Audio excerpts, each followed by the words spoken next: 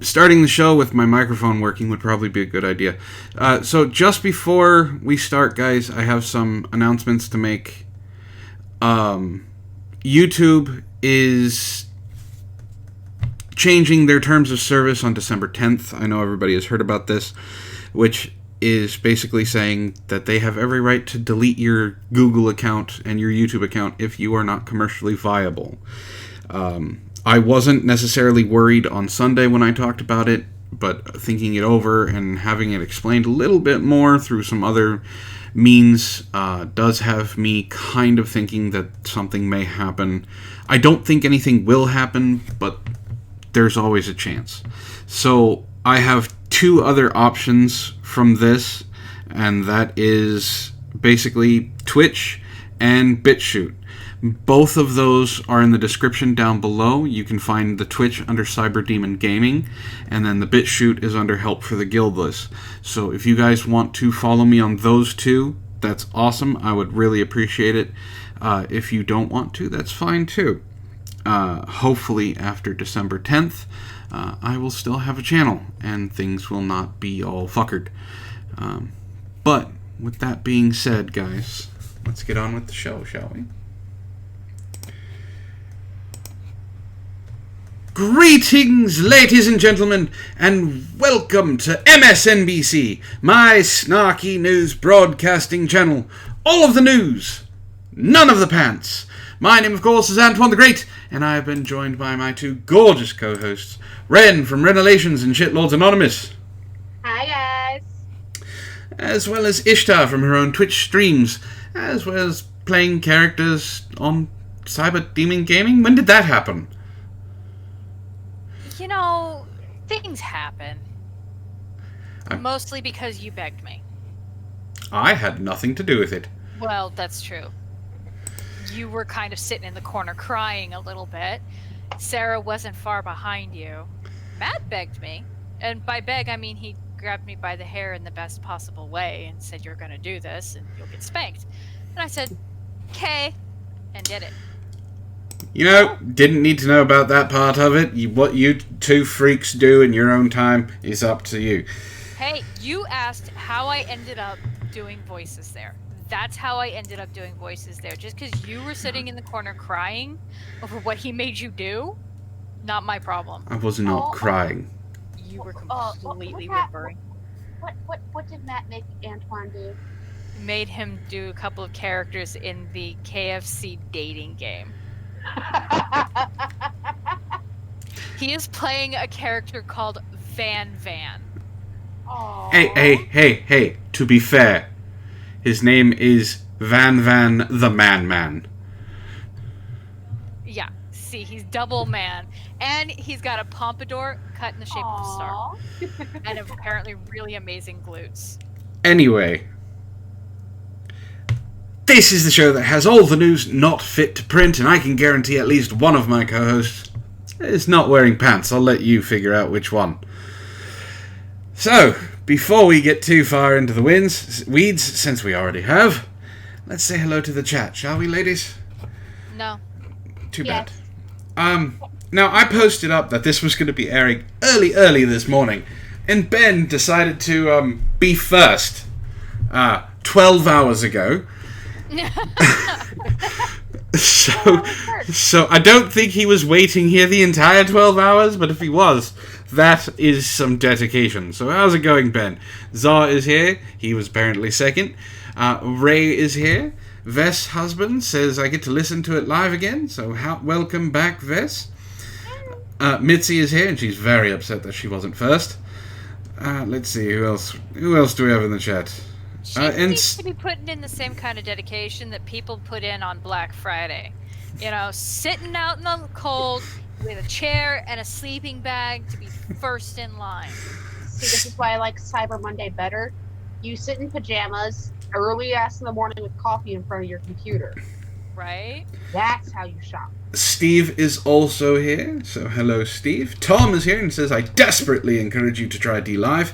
I have my issues with DLive over the fact that the money that they basically put out, their cryptocurrency, is worth whatever the fuck they want. so it's not actually worth anything. And how's it going, Peter? So, that's everybody, it looks like. So far, we've got 15 people watching, but only 7 likes. Come on, guys. Let's start this off right. Smash that like button.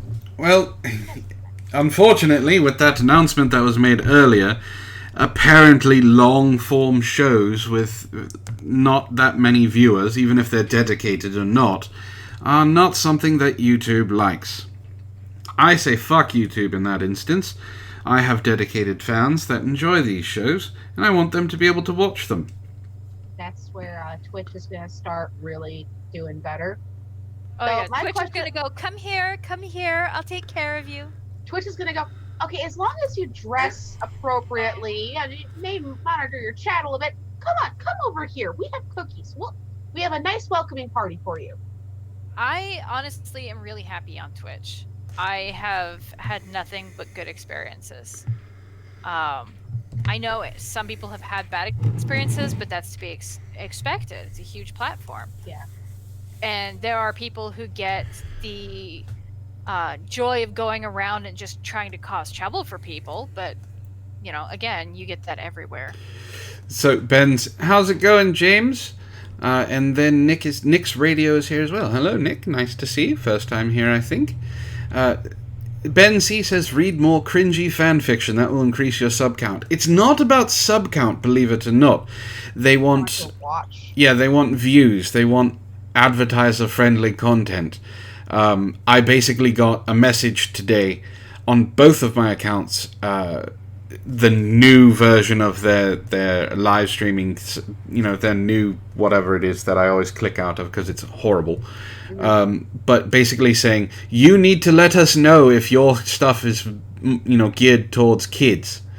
And I'm like, I clicked this a long fucking time ago by saying it's adult, you know. How's it going, Red Feather? Hey, Vin. Yeah, Steve, the only thing with Twitch is that the dress code when it comes to women is unequally applied. So you're saying that I can get Ishtar in a crop top, like showing the girls maybe a collar, a tail that only I can see, and it's fine. But if I go in there with like a banana hammock, they have a problem with it. Best example I can give. There are women on Twitch who body paint naked with pasties. But one live stream when I was on both YouTube and Twitch, someone paid for a bikini top, and Twitch turned off a live stream. It depends on the category that you're streaming in. It depends a lot on what you've set your stream to. And it also depends on whether or not you've just got an asshole in the chat who wants to abuse the system. And I know this asshole in chat. Yeah. I know with like body painting, they get away with it because it is technically an art form. And if they've got it under the right category and they have it set as adults only, 18 and older, Twitch is going to be like, yeah, okay, whatever, you've covered your butt. Are you saying what we do isn't an art form? No, what we do is a lot of fun. But it's not an art form. And there are Twitch trolls out there that if you aren't stick thin, they get pissed. I've been told on Twitch with a crop top on, they're like, you need to put a shirt on. Yeah, there are a lot of people who seem to think that it's a Puritan site, and it's not. It's a live streaming site. And my usual response to them is, you don't have to be here. Yeah. You're the only one complaining. Yes, I agree with Steve. Kill those who attack Wren. In Minecraft, we need to gather them together and grief them. I already found a way. I would at that point put in this is when stream.me would allow you to have like wish lists, and I put a sweater in there. It's like, oh, okay, you want me wearing a sweater, you're paying for it if you want it. Otherwise, I'm staying with what I have on. And they never did. Oh. Haters will give you hate views, but they won't give you hate dollars, unfortunately. Mm-hmm. So, we've bantered enough, I think, and have bored the chat to tears, so let's go ahead and start with what they're here for. which is you two, not me. Let's start with cringe this time first. All right. Well, let's see. We're gonna start with the fun one because I know I have one that is going to make poof twan. But we're not going to go right into poof twan. I'll be fair this time. Distillers of gin infused with elephant dung insist product isn't crap. I'm sorry, what? Distillers of gin infused with elephant dung insist product isn't crap. It's infused with elephant crap. Yes. Vin, the elephant crap is in the booze. see, Vin is our resident, alcoholic, but we'll just call him alcohol expert. Expert. He's an alcohol expert with a variety of experience. Vin, would you drink gin infused with elephant crap? Vin's only answer so far has been, excuse me, what? Stay away from his gin. In all caps, hell to the fucking no. Okay, so Nick brings up a good point and says, is this supposed to be like the coffee from cat crap? Here's the difference about that. The beans are taken out of the cat crap. It is not infused with cat crap. Yeah. But this apparently has essence. Waft the smell of gin and elephant crap. There's a difference as well, Red Feather, with mascara. Mascara, you're not ingesting. You wipe it off later. Alright, Wren, read this article, because read this shitty article, because I'm sure we're going to be able to make jokes about it. In Moselle Bay, South Africa, the makers of South African gin infused with elephant dung swear their use of the animal's excrement is no gimmick. The creators of Induvo Gin, Les and Paula Ansley, stumbled across the idea a year ago after learning that elephants eat a variety of fruits and flowers, and yet digest less than a third of it. As a consequence, in the elephant dung, you get the amazing variety of these botanicals, Les Ansley said during a recent visit to their operations. Okay, Wren, real quick, do you know the size of an elephant turd? Not in person. I think I've seen it at a zoo before. They're about 5 to 10 pound boulders of crap. They saw this and went, we should put that in alcohol. Yes. Yes, they did. Quote, why don't we let the elephants do the hard work of collecting these botanicals and we'll make gin from it? He recalled his wife suggesting. Her idea came after a safari during which a wildlife ranger described an elephant's digestive process. Wait. His wife woke him up in the middle of the night with inspiration? Yes. I would have punched her in the face and put her back to sleep.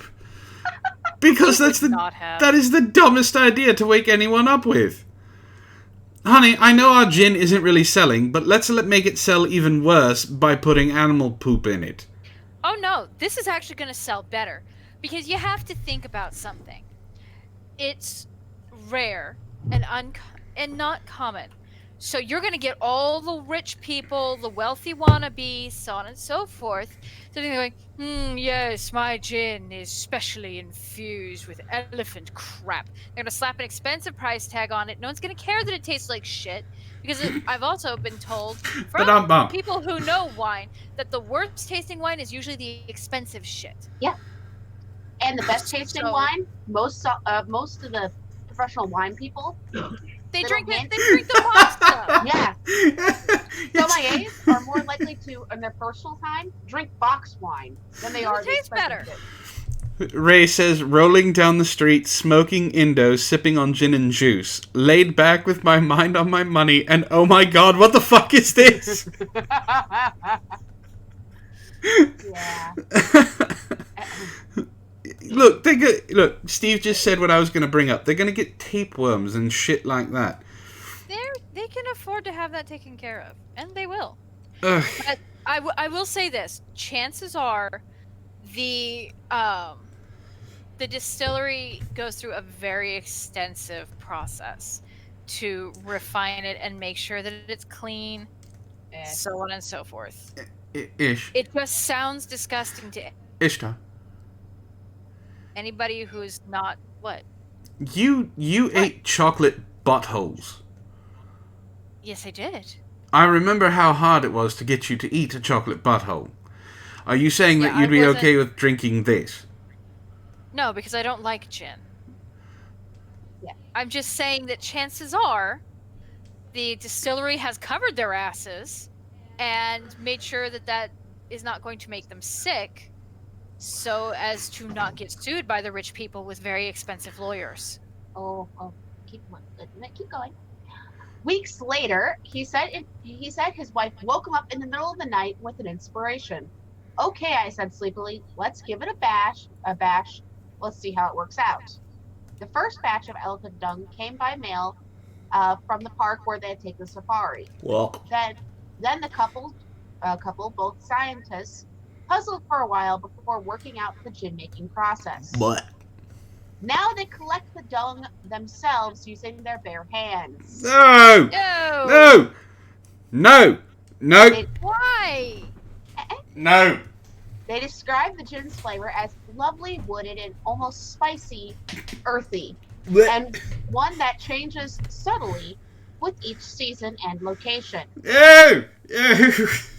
The gin bottles are marked with the dates and coordinates of where the elephant dung was collected, so you're able to compare almost different vintages of gin, Ansley said. No, you don't need to... No.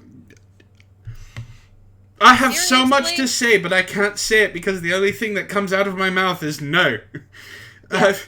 First off, to bring up something that Ray said is, do you think the mailman retired later that day because he had to deliver a giant delivery of elephant shit that they now rummage through with their hands? What? Yes, I agree with Steve. What the fuck is wrong with rich people? This Too much money? This is even. Wait till you get to it. This isn't even really for rich people.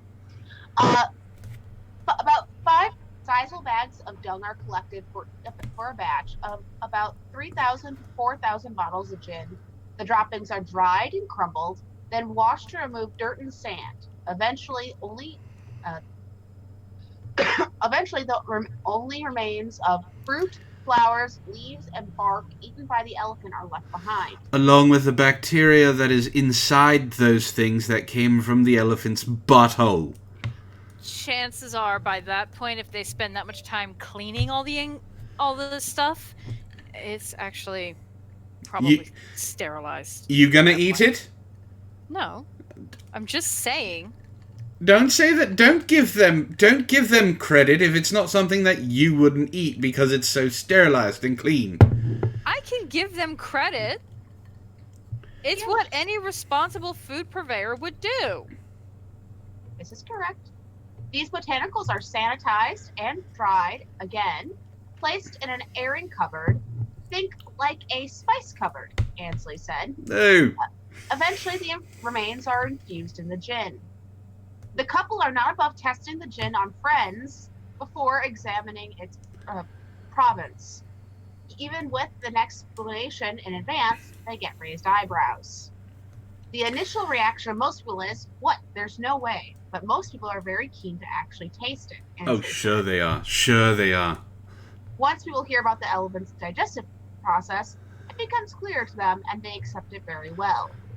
They decide to name the gin Indoval, I probably say it wrong, which means elephant in the Zulu language. The couple did not say how much of the gin they have sold. A bottle sells for about 500 Rand, or about $32. So it's not the super expensive gin. It's just middle of the road. Yeah. The gin is often a hit with tourists seeking a unique souvenir and a story to tell when they return home, the couple said. With that in mind, the gin is sold in game lodges and duty-free shops in addition to regular online sales. Interesting. They're hitting the right market, though. Tourists will buy any goddamn thing. Well, especially that unique. Or tourists with a sense of humor going, I could get someone to drink this. Read the next line, Wren. Yes.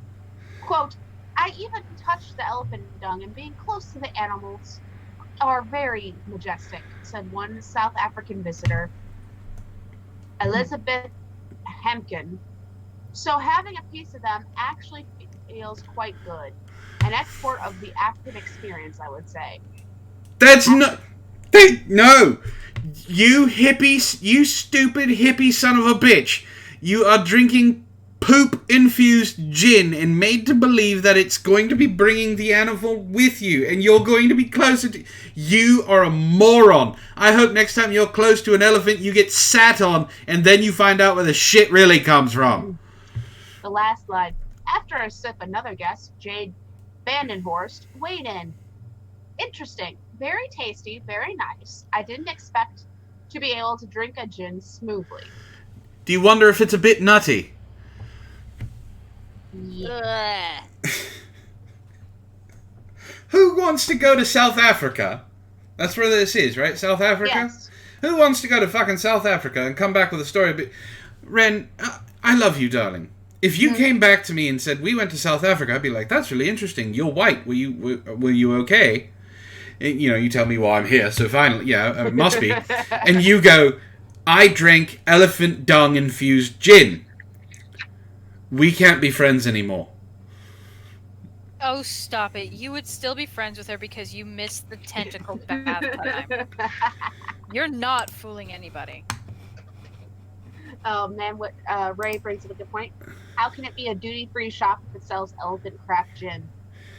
Wrong type of duty. Wrong type of duty, Ray. Wrong type of duty. Pun Master is on the job. And Vin says, I'll just stick with my Empress 1908 over elephant shit gin. Oh god, Ray sent me something. I'm terrified. Brace yourself. I have no idea what it is, but brace yourself anyway. He sent it to the wrong... the one. Hold on. Oh, Ben sent you something. Yes. I have to go to my Help for the Guiltless account. Oh, Trey, we're getting to that. That's going to be a story that Ishi's going to love. Uh-oh. No. It involves kittens. Oh, okay, yeah. I am all for this story. Anything that involves kittens. We're good. Kittens and happy. That's what's after break for me. For once, I will bring you something that's... I don't even think it's cringe. Kittens and happy. Adorable. Kittens and happy. Alright, so, hold on. Everybody needs a little kittens and happy, Antoine. It's good for us.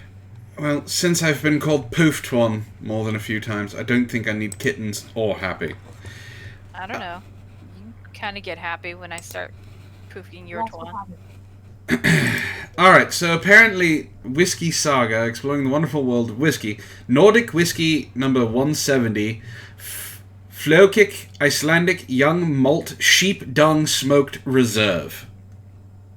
Nope. What? Nope. It is a whiskey that is smoked dung flavored. It's malted. Ugh. Why? Why do people do this? With dung, it's dung flavored. It's okay. Nordic whiskey number 170. Floki Icelandic Young Malt Sheep Dung Smoked Reserve. Nope. Sheep dung can stay away from my whiskey. The minion just gave me a look. Like, woman, what are you on? Thank you, Ray. Thank you, Ben. I didn't need to know this. Just what the fuck? How much does it sell for? Probably more than we ever want to know. I don't know what their fucking the C thing is, but whatever it is, it's 75. Pounds or the pounds? No, it's not pounds. Hold on. Is it Scotland? It's Nordic. Nordic? Oh, that's a different. Hold on.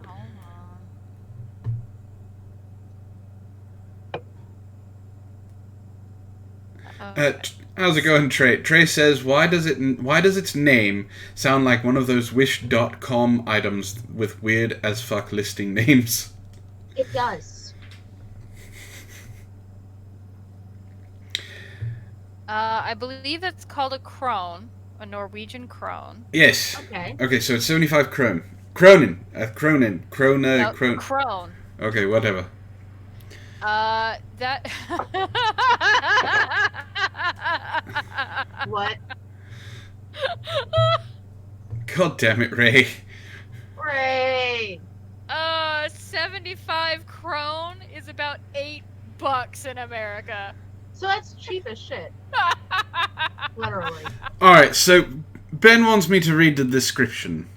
So, the smell is unmistakable notes of fresh oak and young malt. But it is also it's also a good quality stuff. The sheepdog smoke does not smell shit at all. Which I would guess would be your first question. There is distinct smoky character to the spirit, that's for sure. I would describe it as strangely sweet, offbeat, dryish, and green smokiness. Green. That's disgusting. I also find vanilla, mustard seeds, and white pepper. Taste. Medium body and prickly creamy. Mouthfeel. Again, the strangely sweet and green smoke, now mixed with lots of pepper. White, black, rose, and light chili, grass, and mint. That does not sound appetizing at fucking all. For my whiskey. Finish. Relatively short finish. A touch of smoky after 8 chocolate. Big oaky sweetness. It lands quickly in a very tidy way. No loose ends here. It all comes to an end in a balanced way.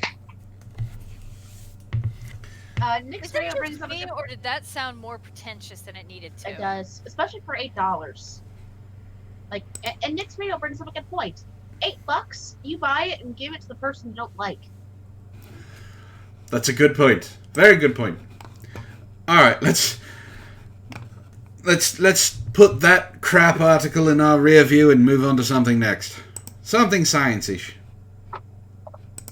Science-ish? Yes. Okay. This is vaguely science-related.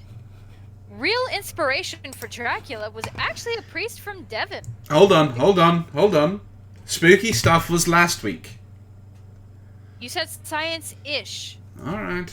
And it's never the wrong time of year for spooky. All right, we'll talk about The Dracula. creators of Sherlock have made a new Dracula series for the BBC and Netflix. Writer Andy Struthers insists the infamous blood-sucking character hailed from Devon. The real inspiration for the tale of Count Dracula has come under question ahead of a new TV series based on the horror story. The team behind BBC's popular Sherlock series are creating a new Dracula show for the BBC and Netflix. I am actually wanting to see this, because I really loved Sherlock. The program will draw on the novel by Bram Stoker, who apparently originally found out about the blood-sucking demon from a priest in Devon.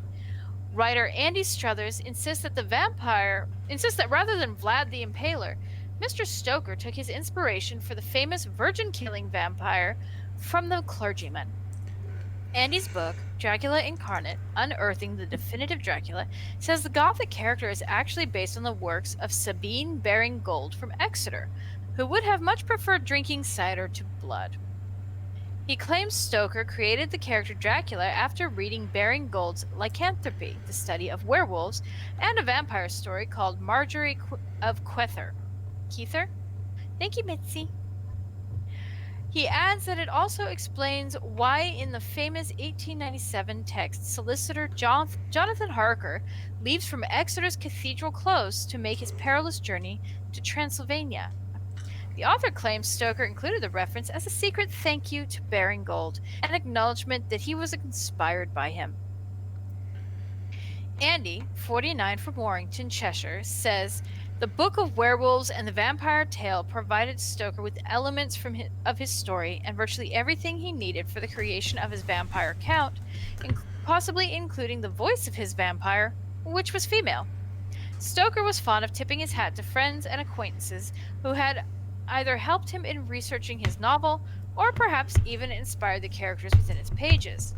Exeter was included in the novel as a way to say thank you to Baring-Gould and the masses of material that he had provided the Irish author with.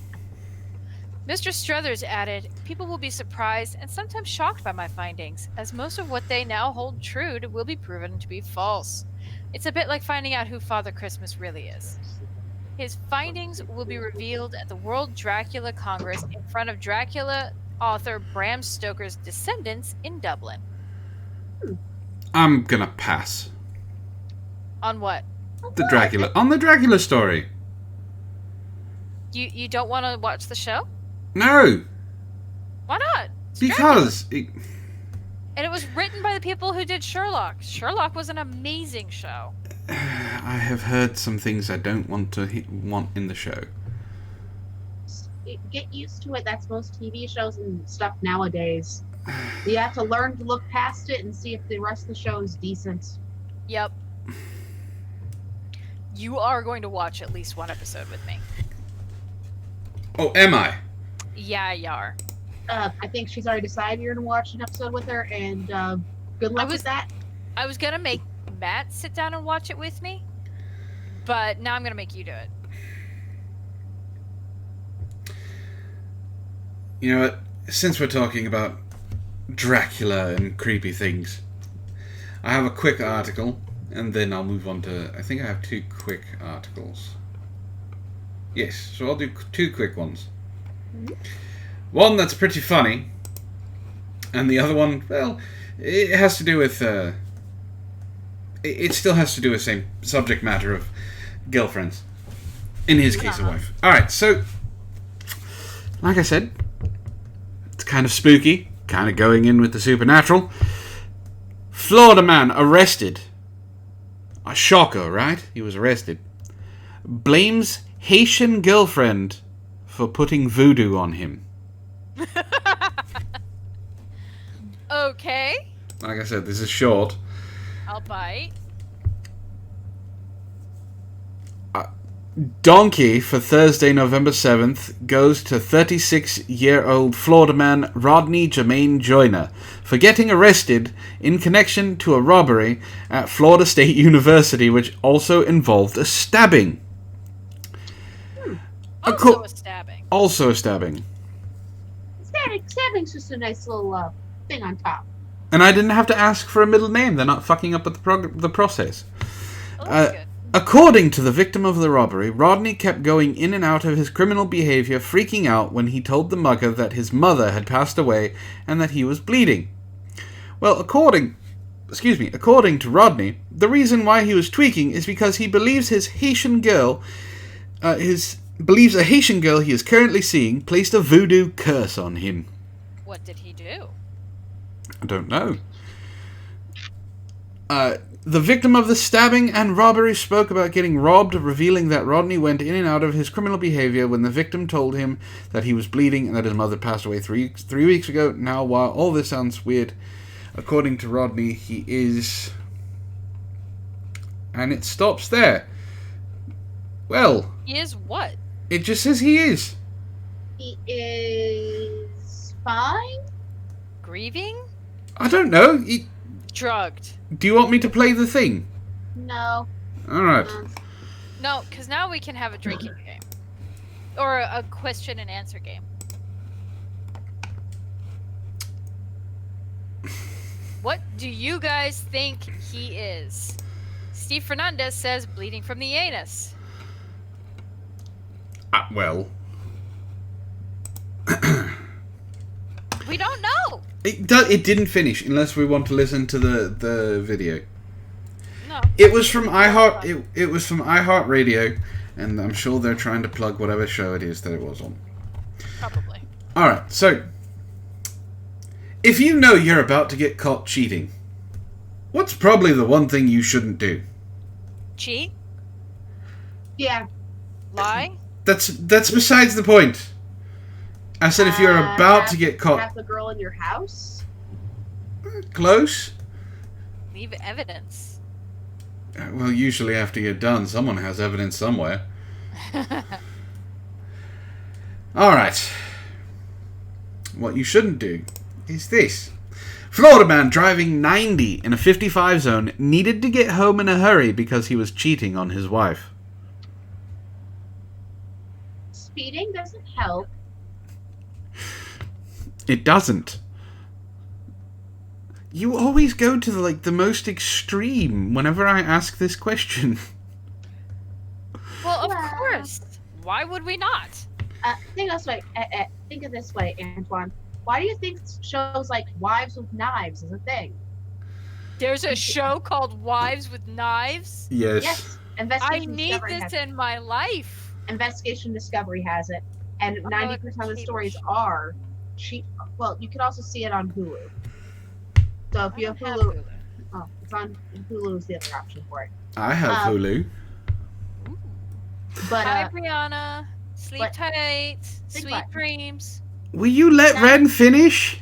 No. 90% of the show, some of the cases are guy cheats, wife stabs the guy. How many of the other percentages wife finds man cheating and cuts off his willy? Thought it. I think it's the only story, but I don't think that show covered her. Other than they're not cutting off the member. Usually, it's the husband comes home, and so there was one woman on the show who stabbed a guy because he opened his Christmas present early. See, now that bitch is crazy. Like 2 days early. You know, that is justified. It is not. It is a Christmas present, and you wait your goddamn turn. Just because you can't surprise Matt doesn't mean you need to take it out on other people. No, that so stabbing is completely justifiable. So are you saying you would stab Matt if he opened a Christmas present from you 2 days early? Without asking? Yep. And then I would tell him, serves you right, and take him to the ER. Antoine, I think you need to warn Matt. I think we need to test this theory, actually. Anyway, let me finish this quick article. A motorist driving recklessly may have gotten himself into trouble at home by confessing to legal offense. Police in Florida pulled over John Earl Picard of Palm Harbor for recklessly driving over 90 miles an hour in a 55 mile an hour zone early Sunday evening, according to Pinellas County arrest affidavit. When they asked the 52-year-old motorist why he was moving at such excessive speeds, Jones reportedly said he needed to get home in a hurry because he was cheating on his wife. It's unclear what he meant exactly. Either he needed to get home faster to make sure that everything was cleaned up, or he needs to get home fast because, well, he's trying to get to the woman. This isn't... Or he's trying to get home because his wife is throwing all of his shit out on the lawn. Well, there's that too. Trey, real quick, says, on a similar note, do you remember that viral story about the Japanese yandere girl who stabbed the guy she was interested in? I don't remember hearing about that. Yandere Simulator was a real thing? Of course Yandere Simulator is a real thing. Holy shit, Fermion is in the chat! Fermion! Hi! How's it going, Fermion? Long time no see. I hope you're not working too hard. This isn't the first time law enforcement has been dragged into Jones's marital woes. He was arrested in March for domestic battery, according to the Smoking Gun. His 55-year-old wife asked prosecutors to drop the charges, and they did. Police also allege that Picard had more than 2 grams of crack cocaine when he was busted over the weekend. He spontaneously confessed he'd just purchased the rocks for $50, then finally buttoned up after arresting officers told him he had the right to remain silent. There was no indication of intoxication. He posted bond and will be in court next month. Oh boy. Trace He needs to divorce him. He's got a lot of explaining to do. Trey follows up with DeAndre stabbed him and then sat and waited for police. The interwebs memed about wanting a, and I quote, a cute yandere girlfriend like that. I don't want a cute yandere girlfriend like that because I want to live. You have a Sarah. She can't kill me. Yeah, and I don't think Sarah would stab you if you pissed her off. Oh, she wouldn't stab him. She'd pound him into a pulp and let him put himself back together so she could do it again. What do you mean what do you mean she hasn't stabbed me? She stabbed me a couple of times already. I didn't say she hasn't. I said that if you cheated on her, she wouldn't stab you. Why would I cheat on her? I have no idea. Who is stupid enough to cheat on death? You'd be surprised. Alright, let's go back to some cringe. Alright, we're gonna now get pooped on. Oh, crap. Yay! Mom promotes inclusivity with a picture of son holding men have periods too sign. Oh, I heard about this stupid fucking thing. Okay, so I'm confused a little bit.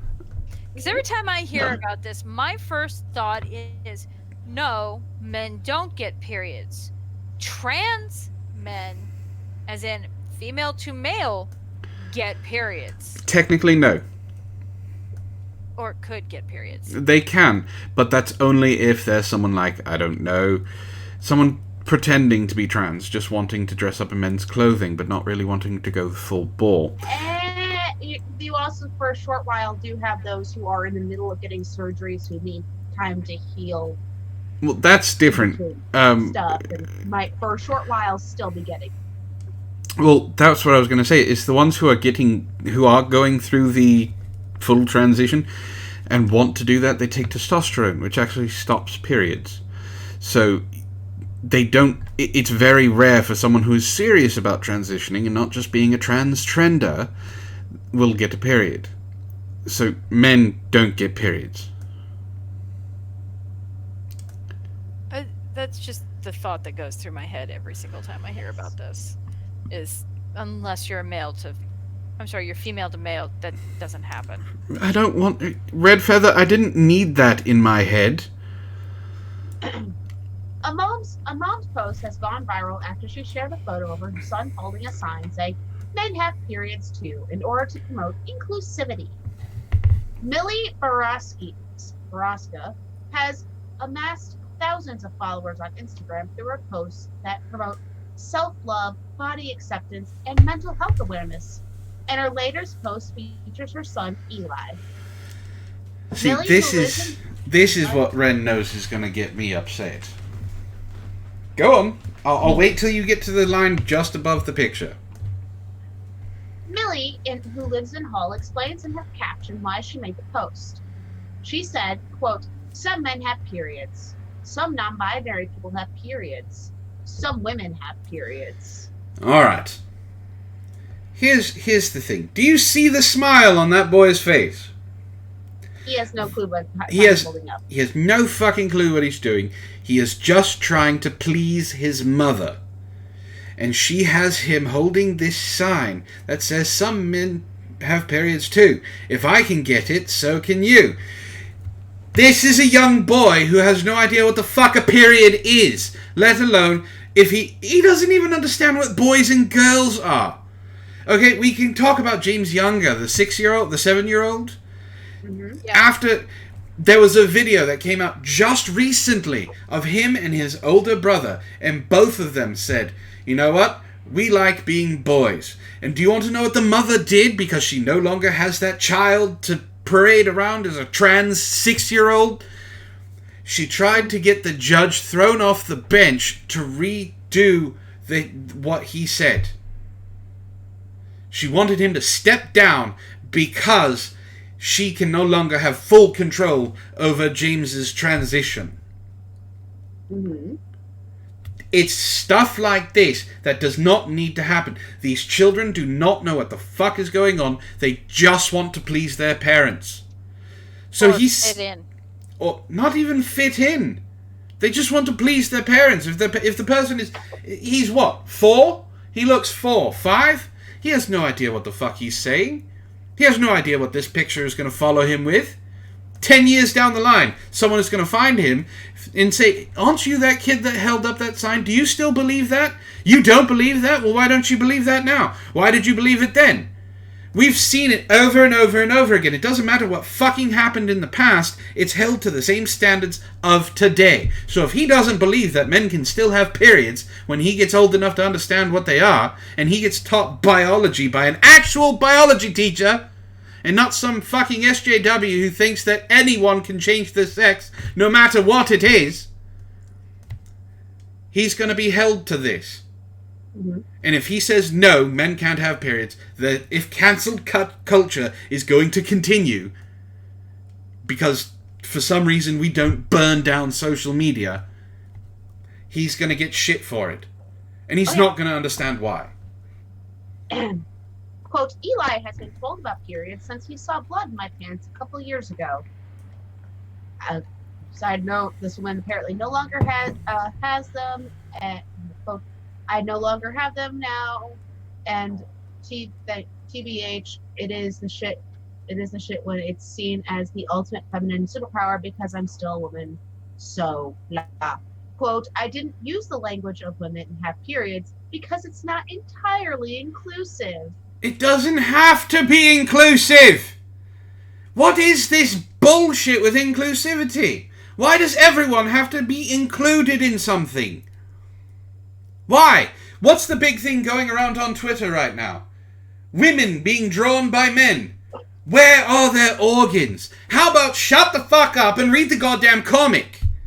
Let the artist draw the woman however the fuck they want. Nothing needs to be inclusive. You're not supposed to be included in everything. If you don't see a black person on the Flintstones, it doesn't mean the Flintstones is a bad show. It just means that there are no black people in their neighborhood. There's a joke. It's a horrible joke. It's... What makes the Flintstones such a great cartoon? What? Don't see any black people in it, do you? Oh. That's a terrible joke. Oh, it continues. It continues. Do you want to know why the Jetsons' future is so bright? Why? Stop. Don't see any black people on there, do you? I think you should probably stop for the sake of Matt and YouTube. Yeah. Look, it's a joke. If they take it out of context, fuck them. Yeah, and when Matt's channel gets canceled, he's going to appreciate that. My point is this inclusivity bullshit didn't start until a couple of years ago, where everything needed to be included. If there's not a black, trans, racial, disabled smoker who free bleeds, the show needs one. Now. The posts on Twitter, we need a fat Disney princess, over and over and over again. You don't need a fat Disney princess. Because there were no fat Disney princesses. Well, add in, look how well Fat Barbie sold. Because Fat Barbie was a thing. I know, and Are you serious? Fat Barbie was a thing? Yes, and it came with stickers for cellulite, stretch marks, and C-section scars. Wow. Do you want to know? It was on the clearance rack within a week. Yeah, it sold real fucking well. Now, was this actually produced by Mattel, or was this a knockoff?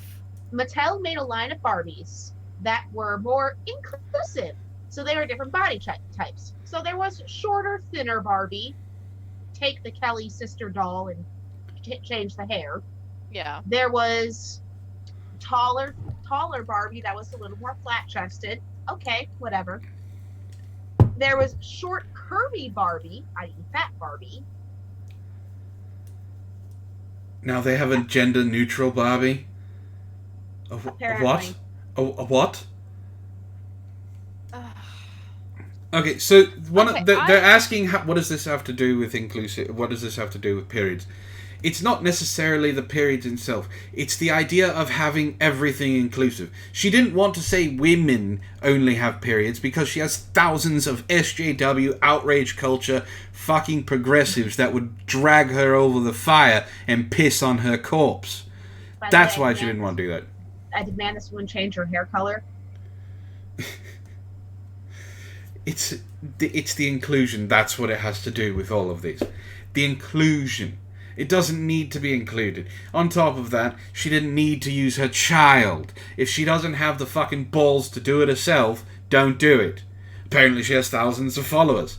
What did she say? I no longer have periods now, and to be honest, it is shit when it's seen as like the ultimate feminine superpower because I'm still a woman. When did period... I've asked you two this before. Do you like telling people that you're on your period? No. No, and I don't like being on it. Usually you can tell because I'm not very nice.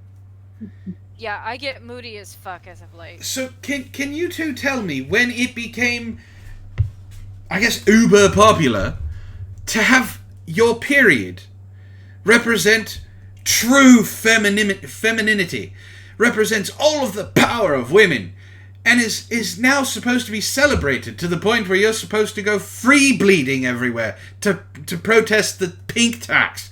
You're supposed to wipe it on your face and walk down the street like it's war paint. You think I'm joking about these stuff? These have been articles I have seen. We're not joking. We know you're not joking. We think it's gross. Yeah, it's... I am sorry. There are... just... No. Some things I cannot handle. And poor hygiene, one of those things. Yeah. And some poor hygiene you can overlook because, breath mints, or you pulled your hair into a ponytail and put a hat on. Something like that. And the only acceptable free bleeding is if you got caught off guard and you're in public. And that's not even free bleeding. That is a surprise. Yeah, that counts more as surprise. It's your time of the month, and you're like, fuck. Trust me, no one's happy about this. Apparently women are. This is important. Periods are suddenly the most important thing to the trans community because men can have periods too. No, you see, the problem with them having periods is they're still women because men don't have the ovaries or the uterus to actually have a flow. And if men did suddenly wake up and have periods tomorrow, they'd flip. Are you kidding me? They'd all be in the hospital complaining. Could you imagine how they handled the cramps? Oh my god. Look, the second I start like bleeding out of my penis, I'm done, alright? Find out whatever is wrong and fix it. It's like that old saying that if men could get pregnant too, there would be birth control over the counter and an abortion clinic on every corner. That's not true. We just don't want to have a 10-pound baby come out our pee hole. You know what? We don't want to have a 10-pound baby come out our vagina. But guess what? You got the raw end of the deal. You need to talk to God about that one. Which one? Whatever one you believe in. No, to be fair, worse than 10-pound baby is broad shoulder baby. Ugh. Big head. No, big head, big head, not issue. Broad shoulder baby from birth. Oof. I'm assuming you're speaking from experience. 2 boys, both broad shouldered from the start. That's not fun. I didn't think it would be. All right, let's finish this so we can move on to something that's not as idiotic as this goddamn woman. Quote, I told him that some women, some non-binary people, and some men have periods. Trans men may have female sex organs and still experience periods, and some non-binary people have periods too. Therefore, removing a female logo off the front of sanitary products helps include us all. Isn't that wholesome a nice gesture? Hold on. It's not. They're talking about the fucking Tampax or something taking off the Venus symbol. Do you know what? That doesn't do a goddamn thing. That is the smallest amount of anything that you could possibly fucking do. Not only that, they're saving ink. So they're saving money by taking it off. They're not being inclusive. They're just trying to pander to get someone to make them feel better. We don't... Jessica Yaniv doesn't have fucking periods, yet she walks around carrying pads and tampons. What the fuck is she gonna do? Shove it up her ass? I mean, come on. You don't want to know what she does with them. She gives them to young girls, and yet she's still walking around asking them if they have fucking... are you on your period? I'm sure a 12-year-old stranger in the bathroom wants to have an adult man in a dress and a bad wig asking them if they're on their period. This is bottom-level bullshit. And she's telling her 5-year-old that people are non-binary. He doesn't know what the fuck that means. He doesn't know what Stop indoctrinating so early. Let them fucking be kids. Jesus fucking Christ, I hate these people. Quote, it's not insulting to women. It's not discriminating women. It's opening up the community to make a safe space for those who don't identify as women but still have periods. Yeah, her husband needs to check around in her purse for his balls because she's married to one. She turned off the comment section on Instagram, but the post has been liked 6,000 times. Oh, however, I wonder why she turned the comments off. Wren, why did she turn the comments off? I'm about to get to that. Some people on Facebook didn't agree with her post. Oh no, that's harassment. Criticism and disagreeing with her is harassment. She can't handle it with her 11,000 followers. One person wrote, wow, WTF, confuse the kid, why don't you? While a third person commented, now this is too far. LOL, the world is broken. Millie's post comes after Always removed the female symbol from its packaging for sanitary products. It said in a statement, we're committed to diversity and inclusion and are on a continuous journey to understand the needs of all of our consumers. You want to know something? Yes. I got annoyed when they took that symbol off of their pads. Do you know why? Why? Because it made it fucking easy to find the box. That's how I shop for my pads. Is it this color? And has it got this little dot on it? Okay, those are the pads that I get. I don't know what brand they are. It took me 15 minutes to find them again. We're supposed to know the brands we buy? I just kind of go, unless it's... Okay, 15 minutes is an exaggeration. But still, took me longer than it should have to find my goddamn pads. Yeah, I would say, unless it's makeup, I don't tend to pay attention to what brand it is, as long as it's like, oh, I always get this one. Yeah, I shop by the box. This is the color of the box. Of the ones that I like the best. You want to know what kind of brands of makeup I wear? I wear NYX, I wear e.l.f., I wear a little bit of CoverGirl, and I think I've got a Maybelline. Oh, Rimmel London's good too. All right. Want that, but they're expensive. It is 9 o'clock, ladies.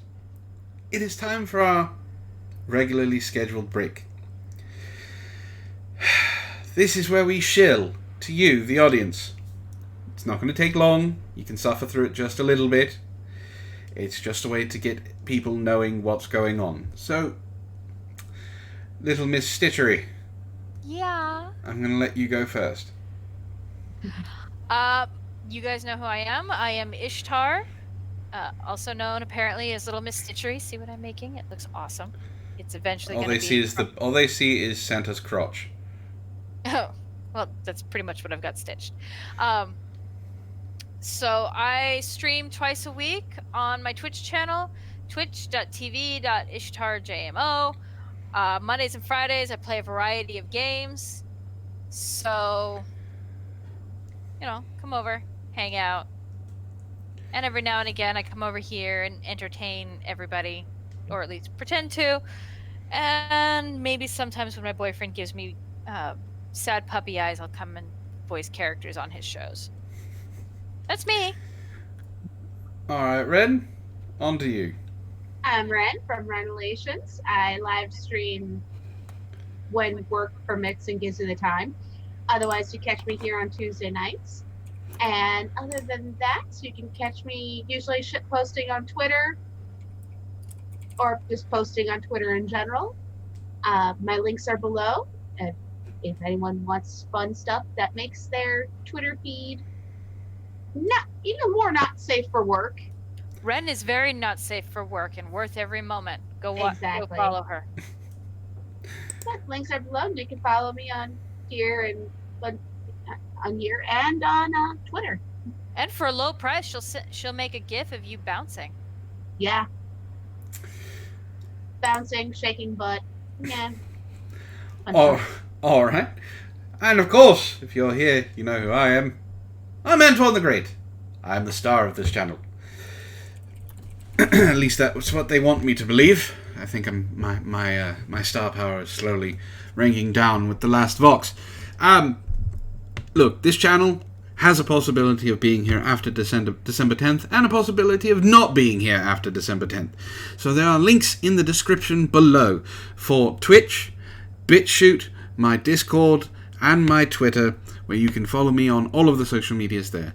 Also, on top of that, if you'd like to support the channel and show that I am commercially viable, there's a button down below the screen that says Join. You can become a member of this channel. Alright? It's just like a Twitch subscription, except I get more than what Twitch gives them. You get a nice little emote that Mitzi has been putting up, a badge, and things like that. You can also buy merch. There's a merch store down there, as well as support me on Patreon or just donate from Streamlabs. If you guys do send in super chats or anything like that on tonight's show, you also help support Wren and Ishtar because everything is split evenly. So go ahead and hit like, share this around, and show YouTube that they can fucking shove it. And you want the creators that you watch to stay around. Anything you do helps. Ben C is being very bad. Why is Ben C being very bad? I'll share it. He sent me an idea for something for you to read. Oh, God. This All is right. what he sent me the idea of. It's in our group chat. Well, let's move on to science while I look at the link and shriek in horror. Don't shriek. Yet. Yes. What? All Because right. there's a fish with a human face that's been spotted in a lake, and it is creeping people out. Because it's a fish with a human face. Of course it's creeping people They out. made a creepy-ass video game about this. The Japanese are very strange. While you're reading this, I'm going to play the video. People on social media have been thoroughly creeped out by a video doing the rounds of a fish with a very human-like face. Recently, an adorable dog went viral for having a face that looked more human than canine. The cute pooch, named Nori, baffled people online who thought his face had been digitally altered. But now there's another strange animal shocking people on the internet, only this one lives in a water instead of on land. A rather unusual fish has been spotted in a lake in China, which appears to have some very odd markings on its face, causing it to look quite human. A visitor to a village outside the city of Kunming in South China captured a video of the creepy carp. The video was shared on Weibo, a Chinese social media platform, and in the clip, the fish can be seen swimming to the edge of the lake and poking its head above the surface of the water. See you later, Red Feather. Have a good evening. Good night, Red Feather. Night, Red Feather. On the fish's head are dark dots which look like two eyes, two vertical lines which resemble the sides of a nose, and one horizontal one underneath where a mouth would be. During the clip, a woman can be heard saying, "The fish has turned into a fairy." People were understandably freaked out by the sight. One person commented, "This is scary." Another replied, "Who dares to eat it?" The video was later shared on Twitter by a user called @unexplained, where it creeped out more people. "Holy shit," proclaimed one user. Someone else wrote, "I'm so freaked out right now." Others compared the fish to Voldemort, an alien, and the animated fish from the 2004 film Shark Tale. This isn't the first time someone has seen a human-like carp. Back in 2010, a 44-year-old British man claims that a carp he had bought 5 months before had begun to develop human-like facial features. Brendan O'Sullivan from Dagenham, Essex, said it was astonishing. I could easily make out from the markings 2 eyes, a nose, and a mouth. I thought I was suffering from sunstroke. The fish was believed to be worth an estimated 40,000 pounds. Give me a second. Or in freedom units. Freedom units? Freedom units. Someone's not salty about being enslaved. $51,396.44. That's how much the fish was worth. Yes. That's retarded. I don't know why it was worth that much. It's a fish with a human face. This is what happens. This is what happens when all you little degenerates start masturbating into the toilet. What, do you want to see something cute? Well, it's Florida Man time, but... It is? Yes. Okay. Hold on, I do have to check that's what you sent, though. Did you look? Not yet. Don't want to. Look, Ben C suggested this one. Which is why I don't want to. Sissy? A cunt of gender story? What? Gender story. What? What is this degeneracy? Oh no. How much do you think for this book? Let's see. How many pages is it?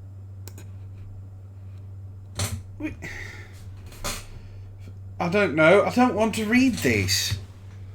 You don't want to read anything. 336 pages. 336 pages! That's easily $500. That's Lena Dunham level. Yeah. I don't want to... No. Transformative. If Tobiah aspires to the ranks of comic memoirists like David Sedaris and Mindy Kaling, Sissy succeeds. No, New York Sissy Times doesn't book succeed. review. Sissy doesn't need to succeed. A heart-wrenching, eye-opening, and giggle-inducing memoir about what it's like to grow up not sure if you're a boy, a girl, something in between, or all of the above. A beautiful book, honest and funny. Trevor Noah of The Daily Show. Oh, fucking Trevor Noah can kiss my ass. Sensational. Tyler Oakley. Ugh. Jacob Tobiah is a force. Good Morning America.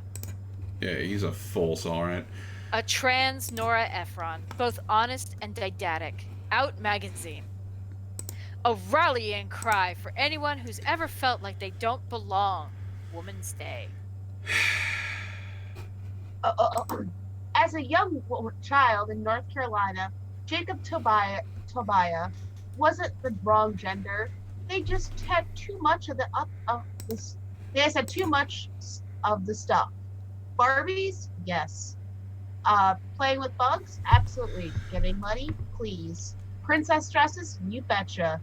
Jacob wanted it all, but because they were a boy, they were told they could have the masculine half. Acting feminine labeled them a sissy and brought the societal isolation. Oh no, he was labeled a sissy.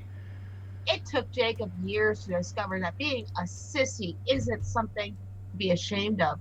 It's a source of pride. Yeah, sure. Following Jacob through bullying and beauty contests, from Duke University to the United Nations, to the podium of a Methodist church, not to mention the parlors of the White House, this unforgettable memoir contains multitudes. A deeply personal story of trauma and healing. A powerful reflection on gender, self-acceptance, and a hilarious guidebook to wearing tacky clip-on earrings in today's world. Okay, hold on. So, we're assuming he's been all of those places, which then throws out the fact that he's oppressed because he's a sissy, because he made it to some pretty goddamn influential places by being a sissy. Yeah. So, alright. I agree with Tom. There's no way Trevor Noah read all 300 plus pages. Trey Lee says, degenerates like you belong on a cross, commander of Caesar's legions. Steve Fernandez says, no more, I don't want to suffer. You girls are sadistic. Clever says, a paraphrase for the title, I Do the Suck, a biography. And Fermion wants to know what the fuck we've been subjecting him to. It's something that they want me to read, Fermion. And I don't want to. And we've already set the price at 500 to be nice, because it is 300 pages. 300 plus pages. 336. Steve says, Antoine, I will give you a gold coin to kill me before this reading.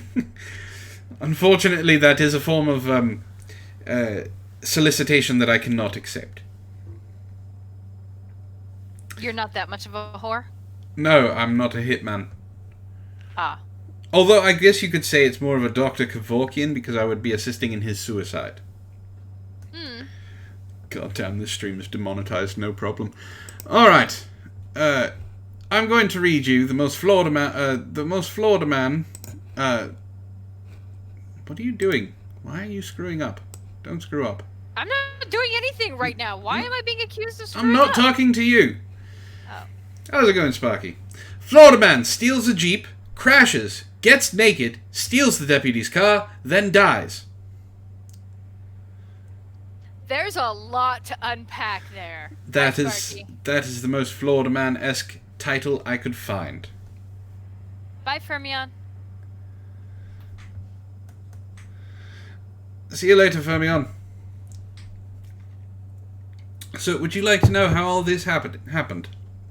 Yes. A man is dead after deputies say they found him naked and covered in blood while trying to avoid being captured. The Hardy County Sheriff's Office said, I need a middle name. What's his first name? Tommy. Robert. Alright. Tommy Robert Redding was... Wait. Judas. Tommy Judas. Tommy Judas. Yeah, sounds better. Tommy Judas Redding was driving a stolen Jeep erratically near Hardy Senior High School and refused to stop for a deputy before crashing on the curve, just south of campus. When he crashed, investigators say he hopped out and ran off. Authorities put the school on lockdown as they searched for him. Drones and a canine were dispatched to the scene. As they were searching, a woman nearby told authorities she thought someone was hiding inside a barn on her property. Deputies showed up and ordered Redding to come out with his hands up, as opposed to covering his crotch. The sheriff's office says he kicked open the door to reveal himself bloody and nude. He also seemed to be under the influence of some unknown substance. Shocker. As a deputy tried to arrest him, authorities say the bloody and sweaty Redding was able to slip out of the deputy's grasp and run down the driveway. Don't they know how to catch a greased pig? Hello? Anybody home? These are the jokes. I'm actually trying to figure out how you catch a greased pig. I don't know. As he ran by the gate opener, he tore off the metal box cover to the automatic gate opener and began swinging it around, trying to keep deputies away. Sheriff's Office Captain Eddie Davis explained in an email. He then threw down the metal box and began ripping the electrical... This motherfucker ripped off a metal box off of a gate. And they're gonna try and catch him. Yeah, no, you just tranquilize him and put him down for a while. I don't think it would work. Another deputy then pulled into the driveway for backup. That deputy deployed a taser, but authorities says it didn't stop Redding, who was able to run past the deputy and enter the deputy's cruiser, according to law enforcement. He was then able to put the cruiser into gear and back out of the driveway on the road. As he was backing out, 2 patrol units barricaded him from backing any further, and another deputy positioned his patrol car in front of the vehicle in order to block him. Still trying to elude arrest, Redding rammed the vehicle into the patrol car parked in front of him while a deputy was inside deploying the airbags in both vehicles. Deputies say they were finally able to get Redding out of the sheriff's office car, but he allegedly kept resisting arrest, leading them to deploy taser devices. Again. They say they managed to restrain him, but he became unresponsive. EMS workers began trying to revive Redding and took him to Advent Health Wachahula, but he was pronounced dead. Authorities say he was identified by a comparison of tattoos to ones on file from a previous stint in Hardy County Jail. Investigators say Redding had a motorcycle that appears to have crashed near the home where the original Jeep was stolen from. They found clothes in an orange grove near the school and in the barn where they said he was found hiding. One deputy was taken to the hospital for injuries. Authorities say 5 deputies were exposed to bloodborne pathogens. I'm very proud of the law enforcement officers who helped secure the situation and for the deputy who placed himself in harm's way to stop the individual. He probably got hit in the face with a metal box. Sheriff Arnold Lanier wrote in a statement, "We had to ensure we did everything we could to keep our students and communities safe. Autopsy results are pending." What they're going to find out is his heart exploded. And he was on PCP. He was on probably all the PCP. All of the PCP in Florida. All of it. He took all of it. Did we lose Wren? Looks like we lost Wren. Apparently, Florida Man not only took out himself, but he took out our co-host. That's impressive. It is. Oh no. She says her computer did a thing, and Windows decided to update. Fucking Windows. So I guess we don't get to read about the pussy liberating another pussy. Not yet, but she'll be back, hopefully. So Alright. let's move on to... we'll move on to science. Alright, this one should be fun and vaguely segueing. What, you have someone else's heart who blew up because of PCP and electronic voltage? BBC film crew was held at gunpoint at Area 51. How is that even remotely similar? The BBC crew was held at gunpoint, and that guy was being held at many gunpoints. Trey Lee said his middle name should have been Thor. I don't want to insult Thor like that. I like him. Comedian Andrew Maxwell and his crew once had their own harrowing experience near the secretive facility. The incident, which occurred back in 2012 during filming of the BBC Three show Conspiracy Road Trip, began when the group, having arrived at the entrance to film a segment of the show, got a bit too enthusiastic and ended up venturing into the restricted zone beyond the gate. To me, it seemed like an ordinary military facility, but my companions were convinced this was the gateway to the extraterrestrials, said Maxwell. We got a little bit overexcited, and we strayed into the restricted zone to ask where the aliens were kept, but after knocking on the guardhouse door, we found ourselves lying on the ground with gun barrels pointed at our heads. Yes, because it's an actual military base, you fucking idiot. Yep. Military guards confiscated the crew's camera equipment and recordings and detained them for a full 4 hours for trespassing before releasing them without charge. Such incidents are not actually that unusual. Several visitors to the secretive base have been arrested and detained over the years, a testament to the level of security guarding the facility. Back in September of this year, 2 Dutch YouTubers... For those of you playing the drinking game at home, Ishtar yawned. My Twitter will now announce this. 2 Dutch YouTubers, 20-year-old Thies Granzier and 21-year-old Govert Charles Wilhelmus Jacob Sweep. What? Govert Charles Wilhelmus Jacob Sweep. Oh, yeah, we talked about them already. Yep. Were picked up by guards 3 miles into the restricted zone surrounding the base. Unlike Maxwell's crew, however, the pair did end up being charged. Yeah, because they were 3 miles into the base. Right. They're lucky they weren't shot on sight. Right. Mass arrests were also expected during the infamous Storm Area 51 event, also during September. However, in the end, relatively few people showed up, and the actual storming never took place. Suffice to say, if you do venture into the restricted zone, don't expect to get very far. That's it. Tom says that guy needs no more middle names. And Trey Lee Somebody says... gave him more than his fair share. Trey Lee says, I heard every time someone yawns, a ghost puts his penis in their mouth.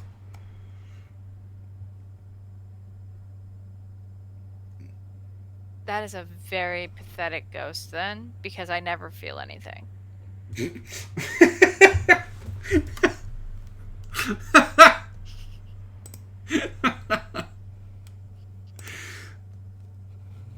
Touche. There you go. Alright. In what could be considered a segue, we'll go back to Florida Man. It's almost as similar as yours. Almost as similar? Yeah. I mean, this dude actually got screwed, unlike the BBC, who didn't get arrested.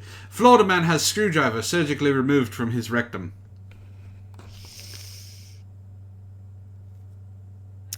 I've read weirder, but please continue. First, Steve says Ish is comeback queen, and Trey says that sick burn is how you get a poltergeist. I am not the comeback queen, but I'll take it.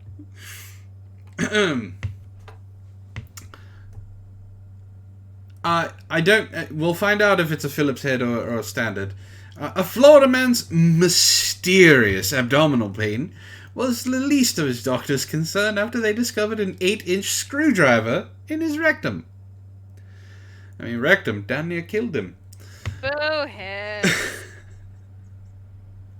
The unnamed 46-year-old man has suffered a near fatal punctured bowel, resulting in septic shock that sent him to the ER, according to the case report. It took a CT scan to find out. It's a good thing it wasn't an MRI. he'd have a whole new version of problems.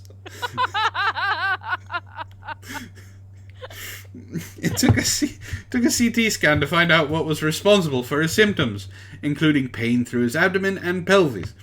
Okay, the MRI joke just gave me this mental image of this guy from the front. He's got O face, but at the same time his hair's sticking up and he's jerking. You know, like the comedic I'm being electrocuted. Yeah, except it's not electrocution, it's magnets. It would rip it out of him. I know, but that's just the image that popped into my head. Just shut up and go with it.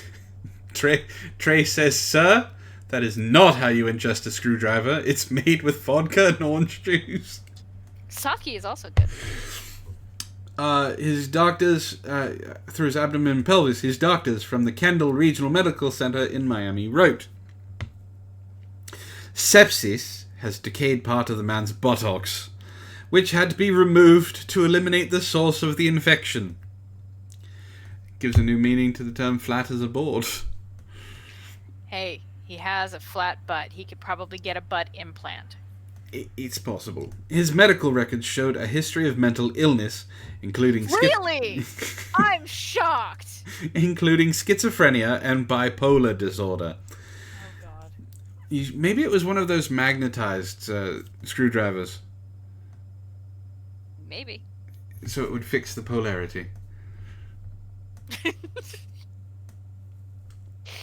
The man reportedly failed to take his medication, the report said. He was later treated for psychiatric distress. Yeah, I imagine he's just a little bit distressed. There's more. There's more? Yes. Oh, God.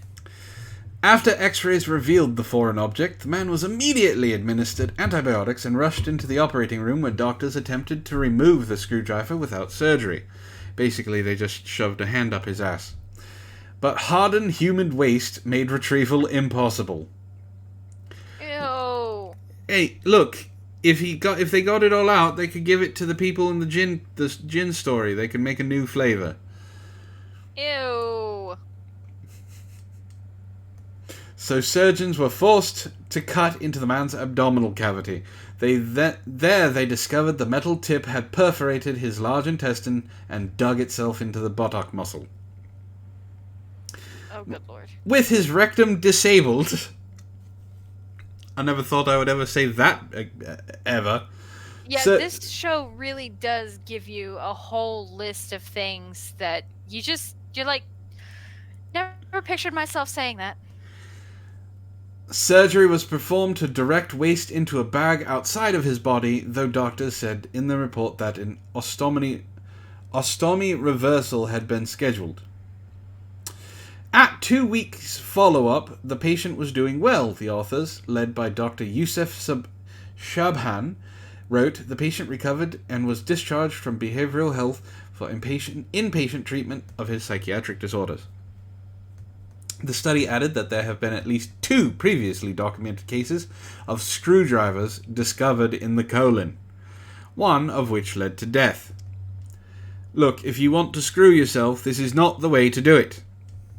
There are better ways that usually involve drugs, alcohol, or some psychotic floozy. That's not screwing yourself. That's screwing yourself over, not screwing yourself. Close enough. Doctors at Kendall Regional did not report on the man's explanation for inserting the screwdriver into his behind, but in the report, Dr. Shabhan wrote, the most common reason, by far, for anal foreign body insertion is sexual pleasure. He went on to suggest other possible reasons, such as a drug concealment, assault, accidental psychiatric reasons, or to alleviate diarrhea or constipation. The patient may not be forthcoming initially with the critical information, as it may be embarrassing, he added. Big surprise. And Tom wants to point out there are literally machines that will fuck you for less than $100. Yes, I am aware of this.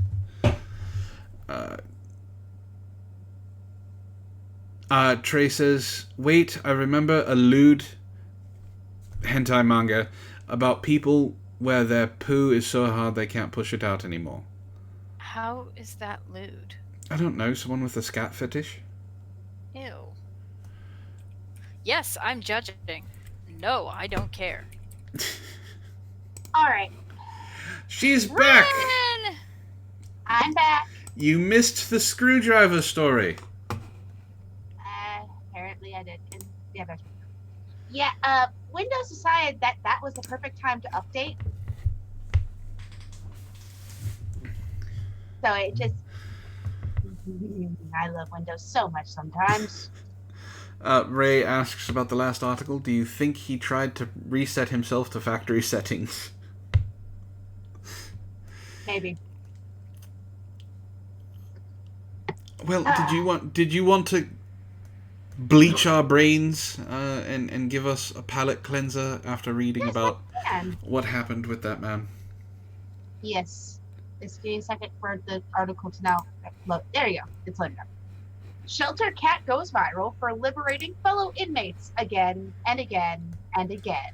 So, I just want to point out, I did not lie in the title. This is a pussy liberating other pussy.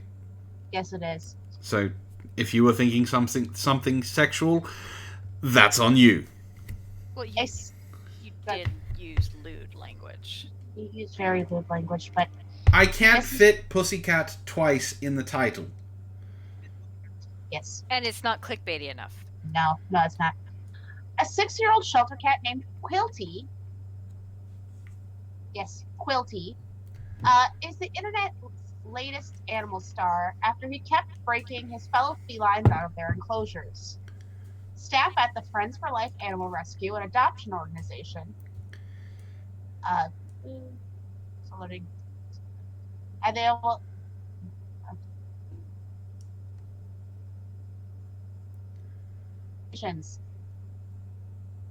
The perpetrator ended up being temporarily banished to the lobby so the rooms could be Quilty proofed, according to a Facebook post. Quilty will not be contained and he has no shame, the shelter wrote in the post. Quilty loves to let cats out of the senior room repeatedly, several times a day.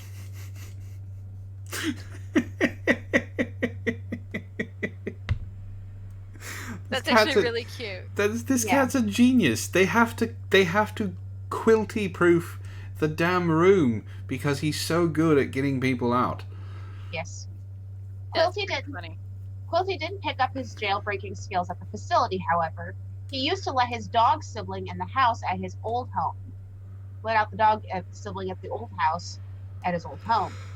Quilty is now on a week-long trial at a possible forever home where his potential adopters said he hasn't shown any slickness at all yet. Yet.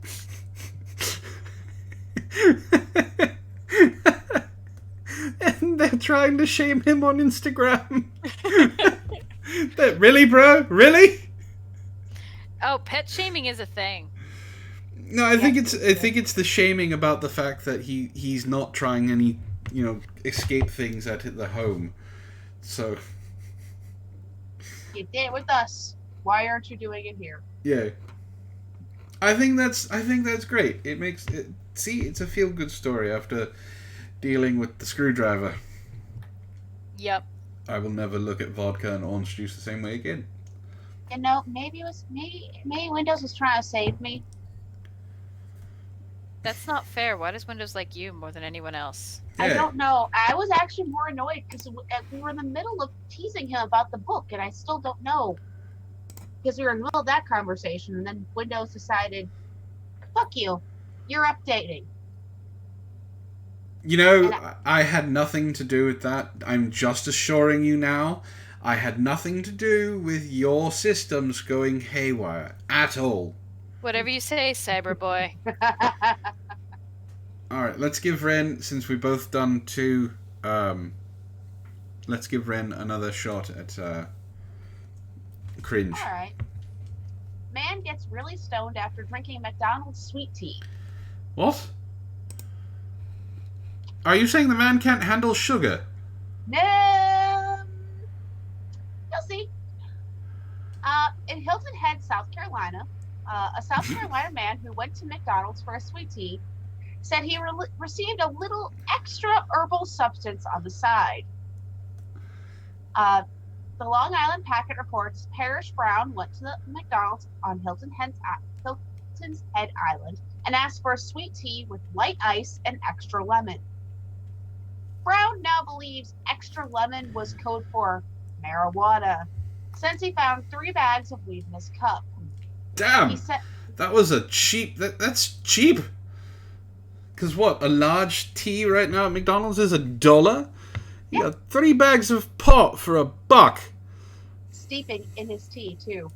Oh no. So he only realized it once he was high as a kite, because the bags were in the tea, which means it's steeped in. Brown said he'd never had marijuana, so he didn't recognize the taste. He said he paid regular price for the items. Like I said, cheap fucking pot.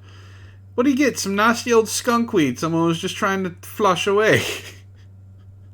Beaufort County Sheriff's Office spokesman Major Brown Fromage says an investigation is ongoing. He didn't specify which McDonald's Brown had gone to. McDonald's did not immediately respond to a request for comments. Someone's fired. Very. See, this is a perfect reason why I don't like tea. Tea is amazing. I'm out of tea though. I am sure it is amazing if you go to McDonald's and ask for... Maybe we should try it at our McDonald's. Maybe that's a reason you can start going again.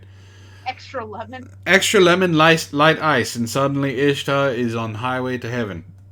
You know what? I've actually tried marijuana. The only thing that it did was give me a really good night's sleep. Did you smoke it, or did you try and drink it because it's tea now? I smoked it. Yeah, see, this is different. Apparently, once 3 bags are steeped in iced tea, it gets you high as a kite. Ray says that location needs to weed out the bad employees. That location, once word got out, there were probably some people working there going, I would like extra lemon. See, okay, that I don't get. Alright, I've heard stories about, there was a guy running a crack business through his McDonald's. And there were codes that he would have. And he would he would put it up inside the paper towel dispenser after they had paid. And he got caught. He got caught And I think his charges equaled up to $100,000 or 15 years in prison. It was some ridiculous amount. And then, that I get a code word, right? You make it a specific style of code word. You don't make it extra lemon, no light ice. That's something common. So, but that just means Grandma was 10 times more entertaining after she got her sweet tea. Yeah, but I mean, think of the business loss.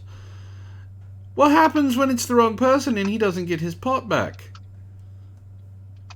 Well, no, by that theory, the guy coming through to get his pot would get it. But also, Grandma behind him might also get some too. Everybody would get some if they like tea. But then suddenly Grandma has one specific McDonald's she wants to get her tea from because it's the best there. At least Grandma will be happy. Oh, yeah. Ray says, I imagine that when you smoked weed, you and Antoine found a stoner and their dog and solved mysteries. I'm just trying to decide if I'm Velma or Daphne.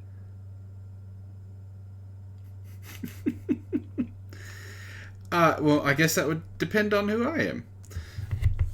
How's it going, You Gusto? are not the stoner, and you don't have a dog, so that means you're Fred.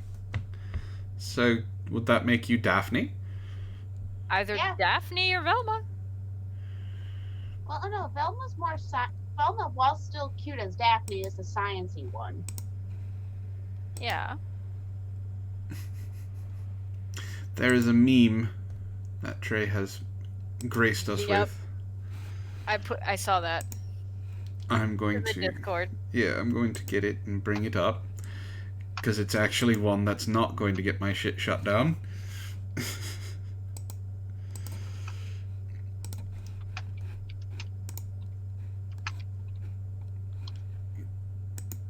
I am not exactly slender, Trey. Yes, you are. Shut up. Hey, goes Doug.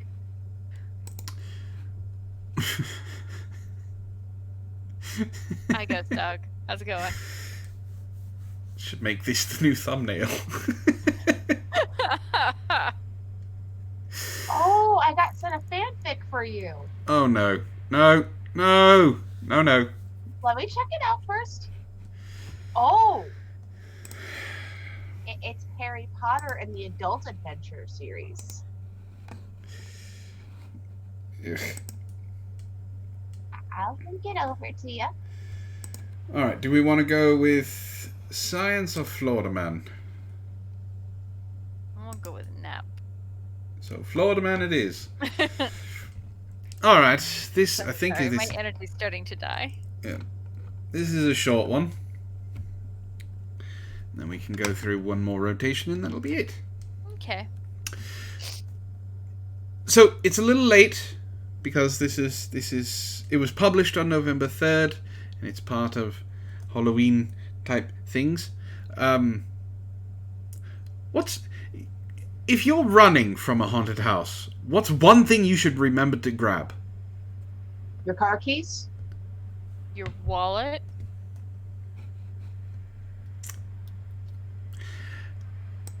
How about your children? That would also be a good thing to grab. Question, is this a kid-friendly haunted house? And if it's not, why are your children there?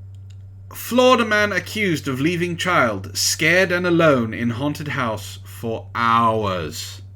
Oh my god. Why did you take your child there? I will let you two guess the ethnicity of the person, and then I have a funny story to go with this.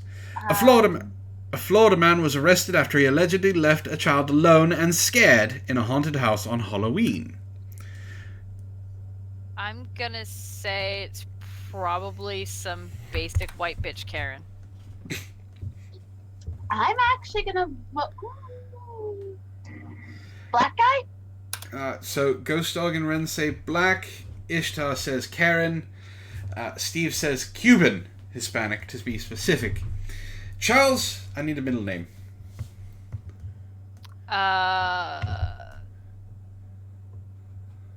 Dave. Charles Dave Jones. Yeah. Just hit Yeah. all of the mediocre names all at once. Yeah. All right. Charles David Jones, 35, was at a haunted house in Merritt Island on Thursday night with a little girl when he allegedly abandoned her inside. Someone inside the house found the girl, who investigators said was scared, and supervised her for an hour while others tried searching for her guardian. The girl was Jones's 5-year-old daughter, according to WFTV, citing Brevard County deputies. Are you ready? Are you ready for the reveal? Go for it. Ghost dog and Wren are right. Woo! The man is accused of leaving the child alone for more than 2 hours. He looks like he got high while he was doing it. Jones, authorities allege, left the child unattended, with no reasonable effort to provide care for her, and without intending to pick her up. He was just going to abandon her in the haunted house, and hope someone took her. Oh, Jesus. Jones eventually turned himself into the Brevard County Sheriff's Office. Jones was charged for child neglect and booked on a $3,000 bond. Yeah, it's kind of hard to not turn yourself in when your daughter knows exactly where she lives. Mm-hmm. All right. Assuming she has that much of an education. So I have a story. Tell me It's the a fun story. Story? It does involve Halloween. So when I was younger, but I was too old to go trick-or-treating, a friend of mine came over on Halloween and we decided to throw a last-minute haunted house. Mm-hmm. We didn't have anything, but we had our imagination and we had costumes. Okay. So it wasn't even a good costume. I was a graduate. I borrowed my mother's graduation gown and wore that. I also put on rubber gloves because we were trying to go for the... I didn't wear the cap, but we were trying to go for the doctor thing. And my friend John didn't have anything.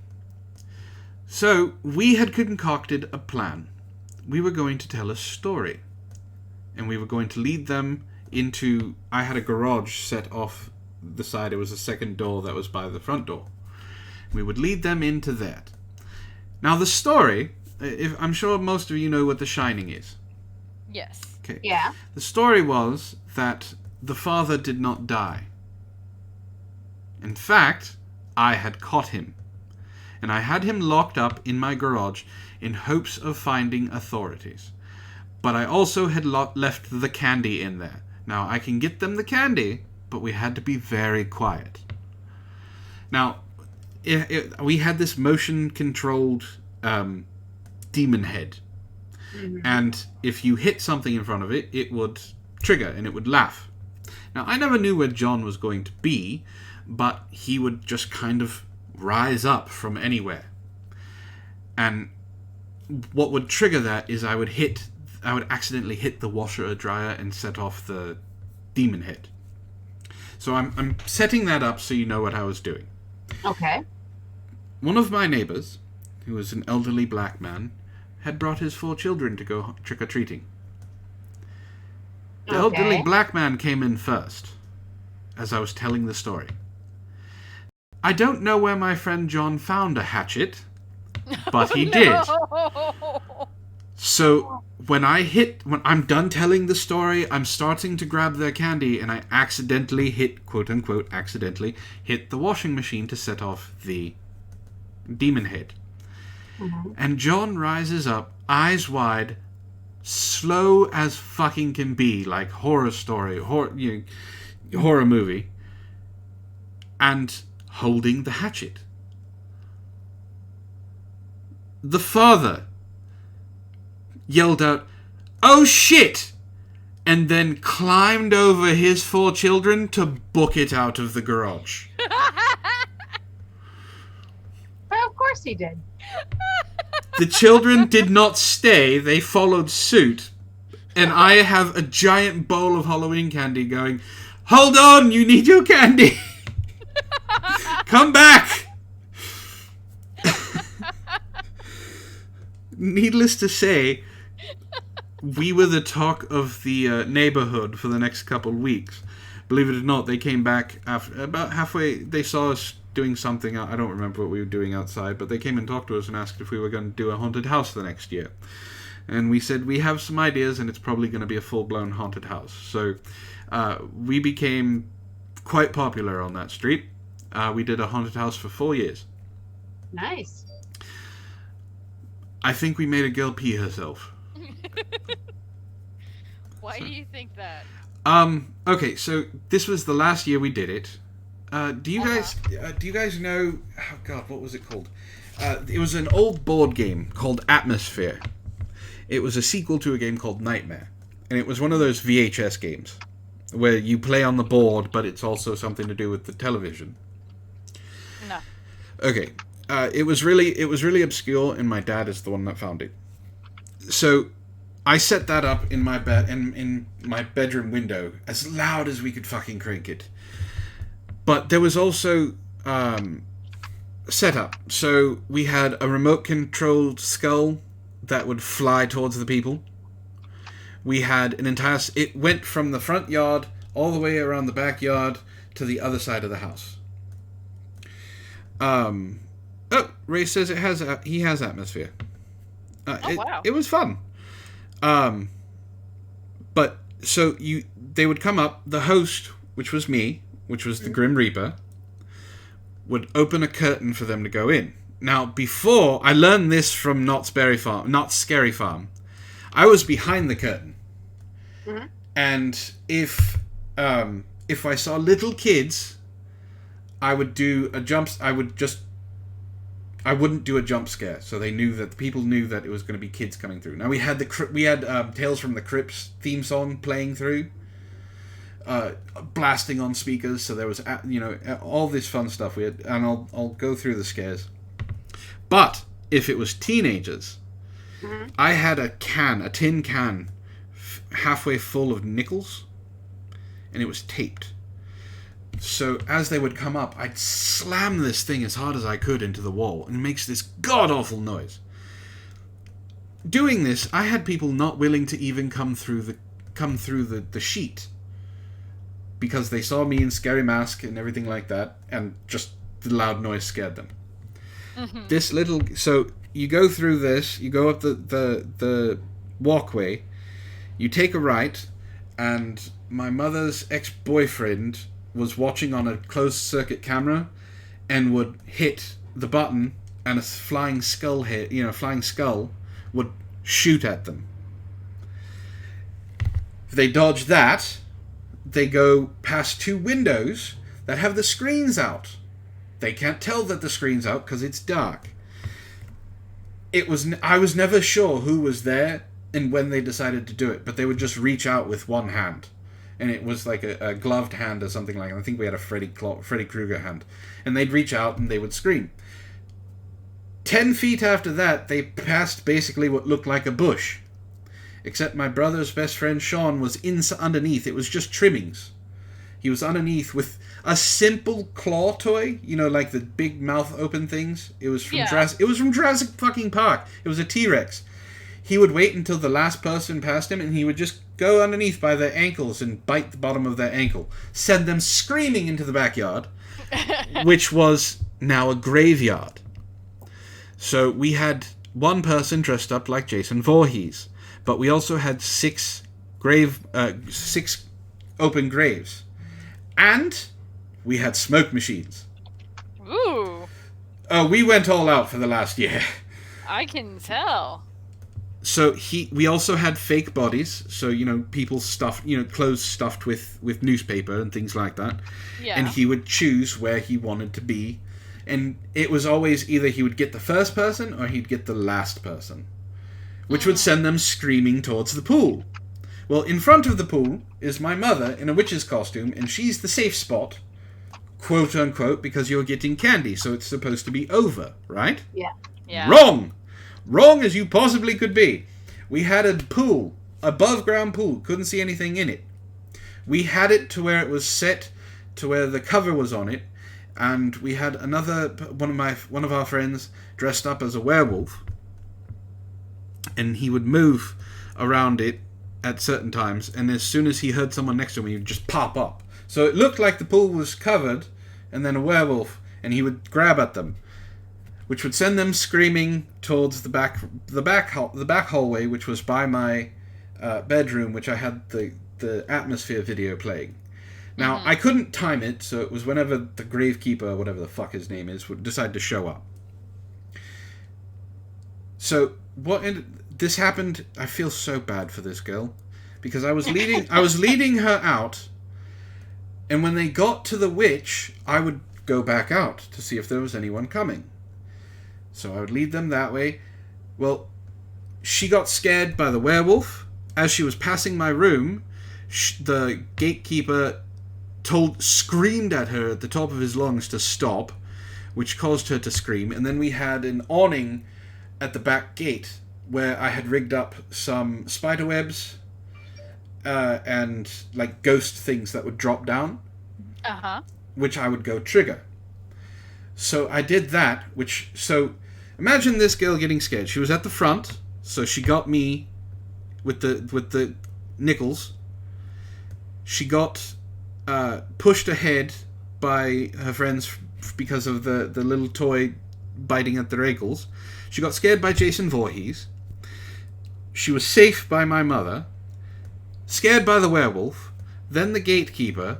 Then the things that drop down. And then to top it all off, because I felt like being an absolute ass, as she was coming out the back, it's supposed to be done, I hit the garage one more time with those cans, and she fell to the ground screaming. Oh no! Her friends had to help her up, and they ran as soon as they got up. I'm pretty sure she peed herself. Probably did. Poor thing. She got the shit run. So we got told the next day by people who had enjoyed the house that we probably could have gotten away with charging them. And we said we would do it again the next year, but we ended up moving. So that's too bad. But those are my spooky Halloween stories of why you should never leave a child alone in a haunted house. Probably a good idea. Yes, it was very cruel. Very cruel. But it was fun. We had fun. Good. And, it's too bad. I mean, you never know. If you hadn't moved, you could have just ended up in a career field where you make haunted houses for a living. It would be a good idea, but that's a seasonal thing. It's not something... Not necessarily, depending. There are companies out there that's all they do. So they prepare haunted houses for the next year. And sometimes it's haunted events that, get done year round. Mm-hmm. Well, it's about that time, ladies. I'm sorry my story took up so much time. Oh, That it's was okay. a good story. Hey, I have another one for next week. Yep. All right, works for me. So, what have we learned today? Cats are great escape artists. And don't go to Antoine's haunted houses? Zeo Gold, I did that in California. Southern California. Tom Leach says a horror-based radio drama podcast. Don't go to Antoine's haunted houses. That's a good one. We also learned not to shove a screwdriver up your butt. Mm-hmm. That is painful. It sounds painful. We also learned that don't use your child as fodder for your wokeness. And not to drink the elephant poo infused gin. You don't do that. There's also human-faced hybrid fish out there that are worth thousands of dollars, apparently. People will collect anything. So, it's been an interesting week. And I hope you all have learned something. And like I said, go ahead and hit those links that are down below. Support the people that are on this channel. Support the channel itself. If you enjoy this, share it around. Hit like. Subscribe if you haven't already. And remember, This MSNBC stands for something better than whatever the fucking other channel is. It's my snarky news broadcasting channel. All of the news. None of the pants. And I can guarantee at least one of my co-hosts were not wearing pants, but they're not going to tell you which one. You can leave it up to your imagination. With all the news not fit to print. And we all... do proper outro. I have been joined by my gorgeous co-hosts, Wren from Wren Relations and Shitlords Anonymous. Later, guys. As well as Ishtar from her own Twitch streams, and where she plays characters right here on Help for the Guildlies. Good night, guys. And I'm, of course, Antoine the Great. And I hope you all have a wonderful evening.